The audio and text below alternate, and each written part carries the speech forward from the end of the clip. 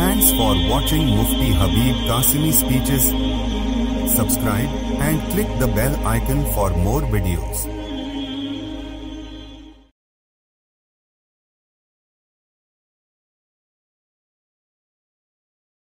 Alhamdulillah walihi wassalatu li waliyiha. সম্মানিত সুধী, আসসালামু আলাইকুম ওয়া রাহমাতুল্লাহি ওয়া বারাকাতুহু ওয়া আসাদাল্লাহু আওকাতাকুম বিকুল্লি খায়র। আজকে এপিসোডের বিষয়বস্তু হচ্ছে খতিবদের জন্য জুমায় বা ঈদে ইসলামী নিয়ম ব্যবস্থাকে বর্ণনা করা বা খুতবা দেওয়া। খুতবা শব্দটা শব্দগত এই খুতবা এসেছে তুর্কি শব্দ থেকে, যেটা যার উপরে বর্তায় তাকে বলে খতিব। ঈদের জন্য বা ঈদুল ফিতর বা ঈদুল আজহা তথাকথিত জুমার জন্য ধর্মীয় বিষয়াদি যে বর্ণনা করা হয় তাকেই শারান খুতবা বলা হয়। এবার খতিবদের জন্য করণীয় বর্জনীয় কি? মেম্বারে উপবেশন করার পর যখন আজান শেষ হবে ততক্ষণ অবধি খতিবকে মেম্বারে উপবিষ্ট থাকা। কারণ قال ابن عمر رضي الله تعالى عنه كان النبي صلى الله عليه وسلم يجلس إذا صعد المنبر حتى يفرغ المؤذن। আবু দাউদ শরীফের হাদিস, কিতাবুস সালাত বাবুল জুলুস ইযা সাইদ আল মিম্বার, হাদিস নম্বর 1092 নম্বর হাদিসের মধ্যে হযরত আব্দুল্লাহ ইবনে উমর রাদিয়াল্লাহু তাআলা আনহু বর্ণনা করেন, রাসূল পাক সাল্লাল্লাহু আলাইহি সাল্লাম যখন মিম্বারে আরোহণ করতেন তো মুয়াজ্জিন যতক্ষণ পর্যন্ত না আজান দিয়ে শেষ করত ততক্ষণ পর্যন্ত তিনি কি করতেন? বসে থাকতেন। আর ইমামের খুতবাটা বসে দেওয়া বাঞ্ছনীয় নয়, কোনোভাবেই খুতবা বসে দেবে না, দাঁড়িয়ে খুতবা দেবে। কারণ ক্বালা জাবির রাদিয়াল্লাহু তাআলা আনহু আন্না রাসূলুল্লাহ সাল্লাল্লাহু আলাইহি ওয়াসাল্লাম কানা ইয়াখতুবু কাঈমান, মুসলিম শরীফের হাদিস, কিতাবুল জুমআতি ওয়া সাল্লাম মান ইকতাসালা আও তাওয়াদ্দা আও আতাল জুমআ ইলা আখিরিহি। হাদিস নম্বর হচ্ছে 862 নম্বর হাদিস। হযরত জাবির রাদিয়াল্লাহু তাআলা আনহু বর্ণনা করেন, নবীজি সাল্লাল্লাহু আলাইহি ওয়াসাল্লাম দাঁড়িয়ে খুতবা দিতেন। তার সাথে খুতবা একটি নয়, দুটি খুতবা দেওয়া। ইসলামের মধ্যে খুতবা দুটি দেওয়ার কথা নির্দেশ এসেছে। কারণ قال جابر بن سمرة رضي الله تعالى عنه للنبي صلى الله عليه وسلم خطبتان।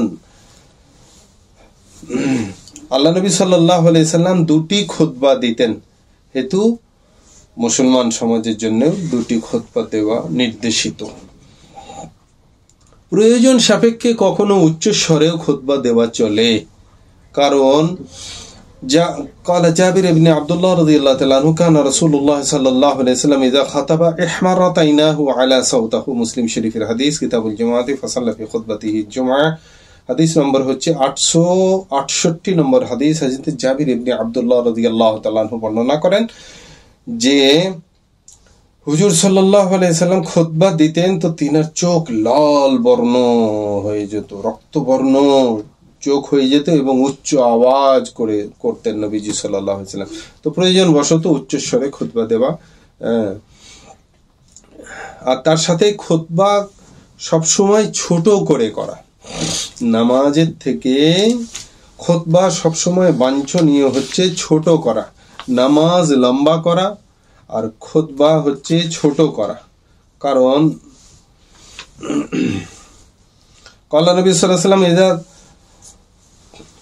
إن طول صلاة الرجل وقصر خطبته مينت من فقه فأطيل الصلاة وأقصر الخطبة، মুসলিম শরীফের হাদিস, কিতাবুল জুমআর মধ্যে এসেছে।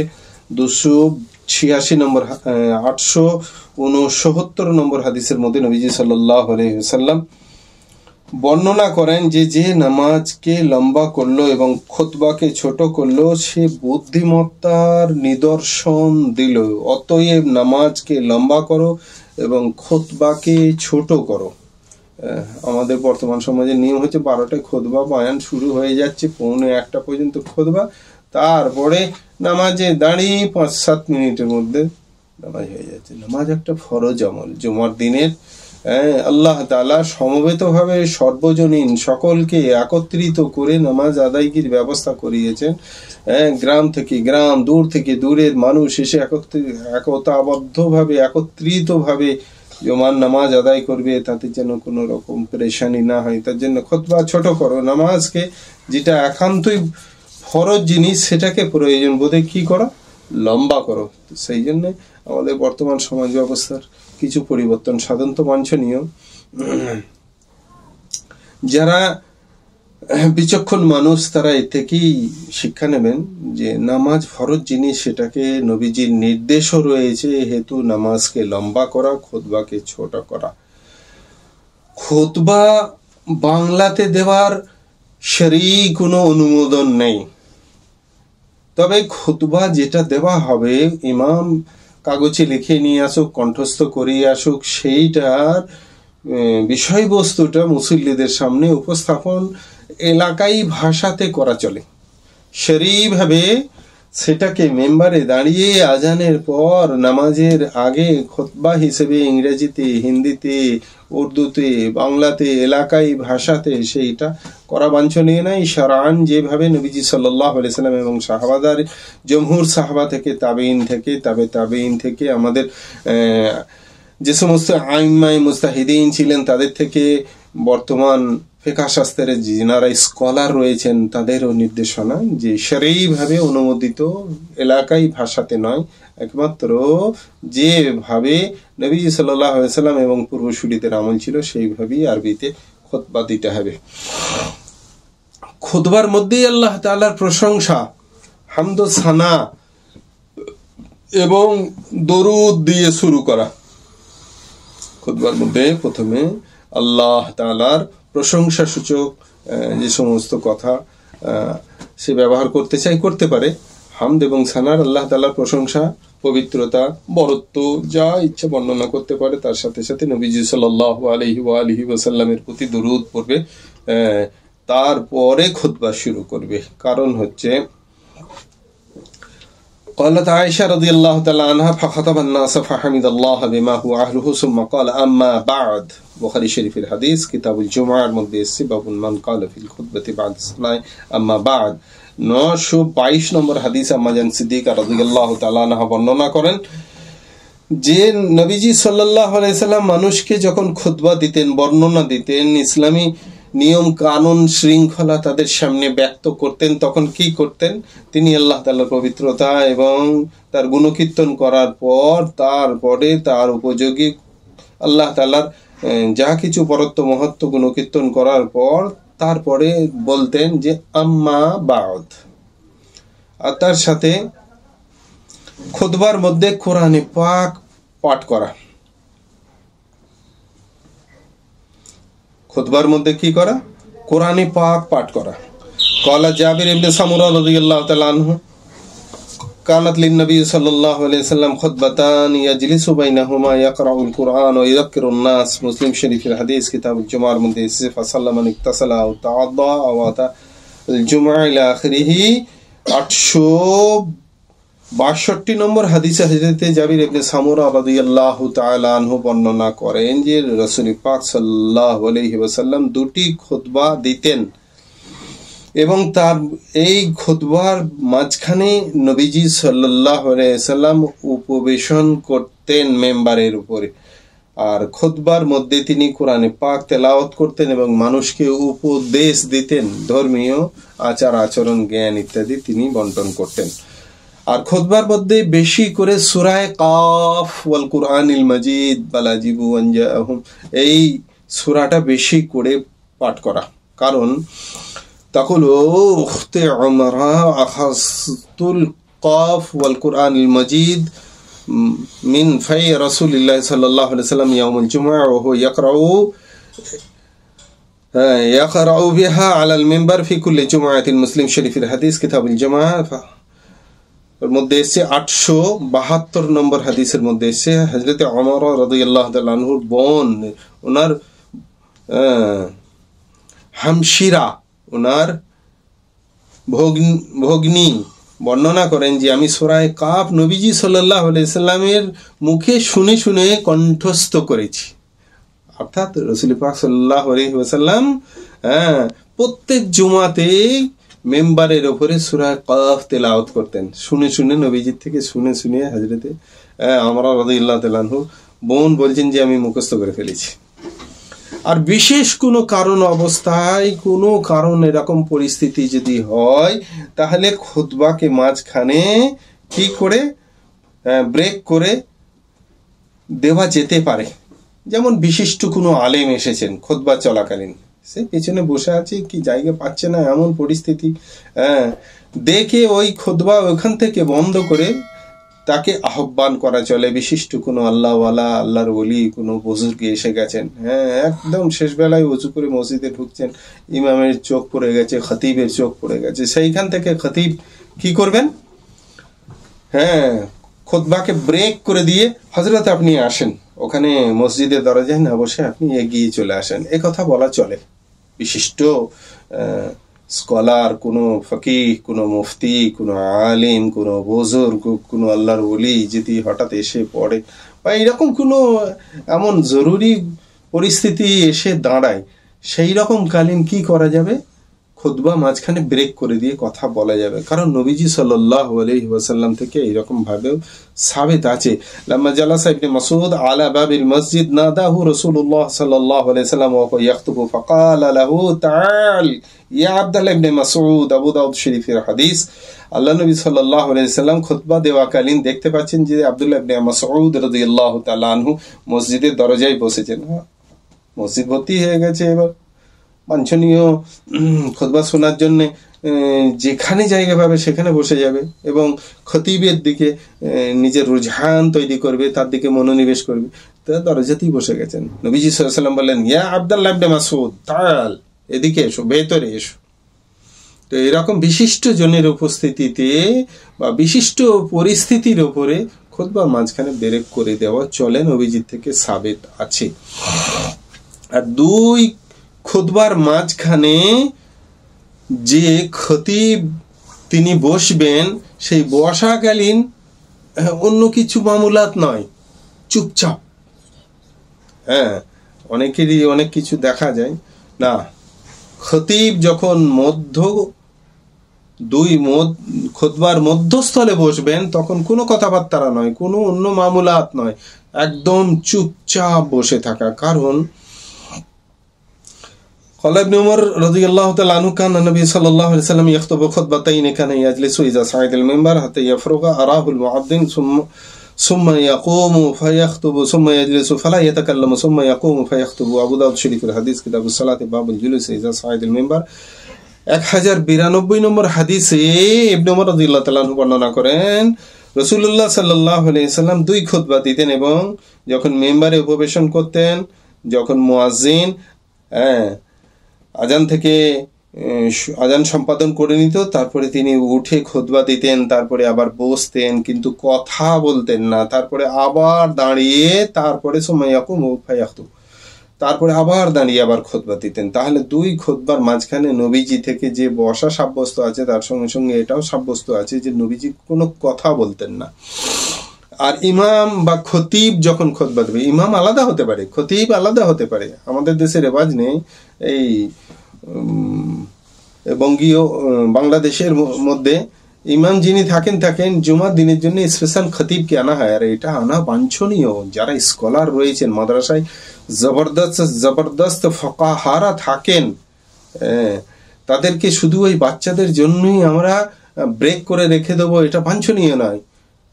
বর্তমান সমাজে পাবলিকের কাছে তাদেরকে পৌঁছাতে হবে। তাদের জুমায় এক একটা মসজিদে বিশিষ্ট কোনো ফকিহকেও আপনি আপনার মসজিদের জন্য নির্ধারণ করতে পারেন যে আপনি জুমার দিন এসে খুতবাটা দিয়ে যাবেন, অর্থাৎ কিছু কথাও রাখবেন, ইসলামী কিছু জ্ঞান সূচক কথাও রাখবেন, খুতবাটাও আপনি সম্পাদন করবেন, মানে খতিবের দায়িত্বটা আপনি পালন করবেন। এটা আমাদের পশ্চিমবাংলায় রেওয়াজ খুব কম। ওই সাধারণ ওই যে হেনা তেনা প্রকারে কম মাইনে কেন্দ্রিক ইমাম নির্ধারণ করে যাকে আমি রেখে দিয়েছি সেই তাকে দিয়েই আমি উদ্ধার হয়ে যাব, নামাজ উদ্ধার হয়ে। আরে বাবা, নামাজের দ্বারা ইসলামের মূল সুতুন হচ্ছে নামাজ।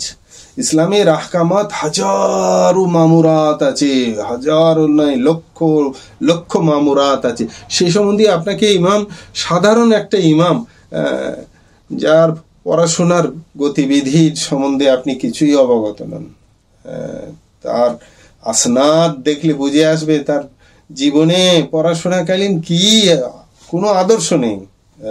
শাহাদাতুল ফদিলা দেখলে, শাহাদাত হুসনে সুলুক বা সিরা দেখলে ছেলেটা কালচার আপনি বুঝতে পারবেন। তার আগেই আপনি তাকে মসজিদের ইমাম নির্ধারণ করেছেন। ঠিক আছে, করেছেন, কিন্তু যারা সমাজের মধ্যে স্কলার রয়েছেন, মাদ্রাসার মধ্যে বড় বড় মুফতিয়ানে কেরাম রয়েছেন, তাদেরকে আপনি কিছু হাদিয়া লাগবে। একটা আলেমকে নিয়ে এসে আলেমকে হাদিয়া দেওয়া এটা তো কোনো অপরাধ নয়। আল্লাহ ওয়ালাদের শানে আল্লাহ তাআলা খোদ বলেছেন, ওয়ালা তুতু সুফাহা ওয়া আমওয়ালাকুম আল্লাতী জাআলাল্লাহু লাকুম কিয়ামা ওয়ারযুকুহুম ওয়াকসুহুম ওয়া কুলু লাহুম কাওলাম মারুফা। অপদার্থ লক্ষ্যে পয়সা অপচয় করো না। আল্লাহ তাআলা তোমাকে যে অর্থ দিয়েছেন জীবন ধারণের জন্য, সেটা তুমি উপযুক্ত জায়গায় লাগাও, উপযুক্ত মানুষের পেছনে লাগাও। আর সাধারণের জন্য তুমি দুটো খাইয়ে দাও, কিছু পরিধানের বস্ত্র না থাকলে কিছু বস্ত্রাদি দিয়ে দাও, ওয়াকুলু লাহুম কাওলাম মারুফা, মিষ্টি কথা বলে তাকে বিদায় করো। তা না হলে আল্লাহওয়ালাদের জন্য খরচা করা, আল্লাহওয়ালাদের জন্য ব্যয় ভার বহন করা, একটা গোটা গ্রামের ওপর, মসজিদ কর্তৃপক্ষের ওপরে অবধারিত এই কর্তব্যটা বর্তায়। কেন যে আমাদের পশ্চিমবাংলায় এই রেওয়াজ এখনো পর্যন্ত অভ্যস্ত হয়নি। এই সাধারণ ওই গতানুগতিক দুটো কথা শুনবার জন্যে ইমামকে দিয়ে চালিয়ে দিচ্ছে। আরে বাবা, খতিব একটাই বাঞ্ছনীয়, একজন যোগ্য পণ্ডিত মানুষকে নিয়ে আসেন, একজন ফকিহকে নিয়ে আসেন, স্কলারকে নিয়ে আসেন, দিয়ে ইসলামের কি সৌন্দর্যতা সেটা অবলোকন করেন। নিত্য নতুন তার কাছ থেকে অভিজ্ঞতা পাবেন। লক্ষ লক্ষ হাদিস যাদের বক্ষের মধ্যে ধারণা আছে, একটা মশলার উপরে বহু বহু হাদিস থাকে, তার থেকে নির্ণয় করে হানাফি মযহাবের কেন এই হাদিসটাকে নির্ণয় করে আমাদের মশলা তৈরি করা হয়েছে, সেইগুলো কোনো জ্ঞানই নেই। বলে ওরাতে দেখি হাত তুলে পড়ে, আমরাতে কি রকম হাত বাঁধি, ওরাতে বুকে হাত বাঁধে। আরে বাবা, কেন কথাটার উত্তর দেওয়ার জন্য তো আপনার ইমাম সে যোগ্যতা নেই। তার জন্যে আপনি কমপক্ষে জুমার দিনকে কোনো একটা স্কলারকে খতিব হিসেবে নির্ণয় করেন, যার কাছ থেকে নিত্য নতুন অভিজ্ঞতা আপনার, আমার এবং সমাজের সাধারণ মানুষের সঞ্চয় হবে। তাহলে এদিকে খেয়াল করা, ইমামের দিকে বা খতিবের দিকে মনোনিবেশ করা। কারণ قال ثابت كان النبي صلى الله عليه وسلم اذا قام على المنبر استقبله اصحابه ووجوههم। ابن মাজাহ শরীফের হাদিস, ফরদুল জুমাত বাবু মা জা ফি ইস্তিকবাল ইমাম ওয়া হুয়া ইয়াখতুবু,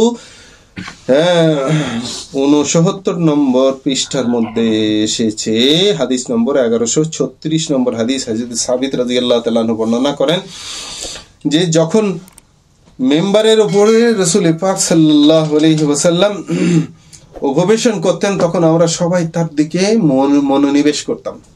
এদিক ওদিক তাকানো নয়, সবাই, সমস্ত মুসল্লি যারা খুতবা শোনার জন্য বসে আছে, খতিব যিনি উপবেষ্টিত বা তিনি কায়েম, পুরো অবস্থাতেই তার দিকে পুরোপুরি মনোনিবেশ করা।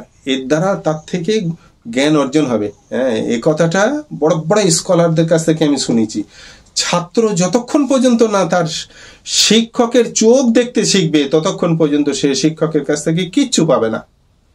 আগে ছাত্র কি ছাত্রী, সে স্কুলেরই হোক আর সে কলেজেরই হোক বা ভার্সিটিরই হোক, তাকে আগে শিক্ষক বা শিক্ষিকা তার চোখ দেখা অভ্যস্ত হতে হবে। যতক্ষণ না সে তার চোখে চোখ রাখতে পারবে, ততক্ষণ তার থেকে কিছু পাওয়ার আশা করা ভুল। এই 1500 বছর আগে আল্লাহ নবী সাল্লাল্লাহু আলাইহি সাল্লাম শিখিয়ে দিয়ে গেছেন যে খতিবের দিকে মনোনিবেশ করা। হাদিসে পাকের মধ্যে তিনি বলে গেছেন। আর কি বলেছেন, যে খুতবা যখন দেয়া হবে তখন নীরবতার সঙ্গে সেটাকে শ্রবণ করা। কারণ قال النبي صلى الله عليه وسلم ما من رجل يتطهر يوم الجمعة كما أمر ثم يخرج من بيته حتى يأتي الجمعة وينصت حتى تقضي صلاته إلا كان كفارة لما قبله من الجمعة نسائي شريف الحديث كتاب الصلاة المدرس باب فضل الإنصات وترك اللغو يوم الجمعة المدرس 1404 নম্বর হাদিস 157 নম্বর পৃষ্ঠার মধ্যে এসেছে রাসূল পাক সাল্লাল্লাহু আলাইহি সাল্লাম বলেন, যে ব্যক্তি জুমার দিনকে শরীয়তের হুকুম অনুযায়ী পবিত্রতা অর্জন করার পর তারপরে বাড়ি থেকে বার হয়ে এসে জুমার নামাজের জন্য হাজির হলো এবং নামাজ শেষ পর্যন্ত নীরবতা অবলম্বন করলো, তো আগের জুমা থেকে নিয়ে এই জুমায় যত কিছু অপরাধ করেছে আল্লাহ তাআলা তার সকল গুনাহ রাশিকে মাফ করে দেবে। কত বড় কথা, নীরবতার কত মূল্য দৌড়া।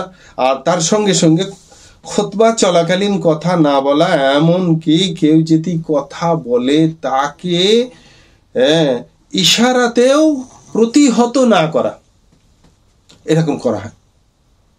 আমি দেখাচ্ছি যে আমি কথা বলছি না, ইঙ্গিতেও তাকে নিষেধ না করা। সে একটা ভুল করছে, আপনি আর একটা ভুল করছেন এরকম ঠোঁটে আঙুল লেগে, সেই জন্য এটাও না করা। কারণ قال أنس أن رسول الله صلى الله عليه وسلم نهى عن الحبوة يوم الجمعة والإمام يخطب। আর একটা জিনিস হচ্ছে খুতবা চলাকালীন হাবুয়া না করা, তার মানে দুটো হাঁটু তুলে বসে, এটা সচরাচর হেলান দিয়াকালীন এই পরিস্থিতিটা তৈরি হয়, হাঁটু দুটো উপরে হয়ে যায়। মসজিদে অনেকে হেলান দিয়ে বসে পড়ে, যদিও বাঞ্ছনীয় নয়, তখন তার হাঁটু দুটো উঁচু হয়ে থাকে, তখন সে বা হেলান না দিলেও এই হাঁটু ধরে বসে থাকে। এইভাবে বসতে হাঁটু দুটোকে নিয়ে হাতের মধ্যে নিয়ে এইভাবে হাঁটু বেঁধে হাত দ্বারা, দুই হাত দিয়ে হাঁটু বেঁধে বসা সম্বন্ধে আল্লাহ নবী সাল্লাল্লাহু আলাইহি সাল্লাম নিষেধ করেছেন। আর তার সাথে বিনা কোনো কারণে নড়াচড়া না করা, এবং সামনে কোনো জিনিস পড়ে আছে, বা তৎকালীন সময়ে নবীজির জামানাতে তো কাঁকড় বিছানো মসজিদ হতো, মসজিদের মেঝেই কাঁকড় থাকতো, তো এই নিচের দিকে তাকিয়ে কেউ যদি কাঁকড় নিয়ে নাড়াচাড়া করে সেই দিকেই মনোনিবেশ হবে। ওই অত মূল্যবান কথাগুলো, খতিবের কথাগুলো ভেতরে কি করে প্রবেশ করবে? এমনকি এখন দামি কালীন হয়ে গেছে, গালিচা হয়ে গেছে, সেইগুলোর ভেতরে আঙুল ঢুকিয়ে দিয়ে কালীন বা গালিচার উপরে হাত বুলোচ্ছে, নাড়াচাড়া করছে। এই সমস্ত কিছু করার থেকেও নিজেকে সতর্কতা অবলম্বন করা। আর হাতে করে ইশারা করা,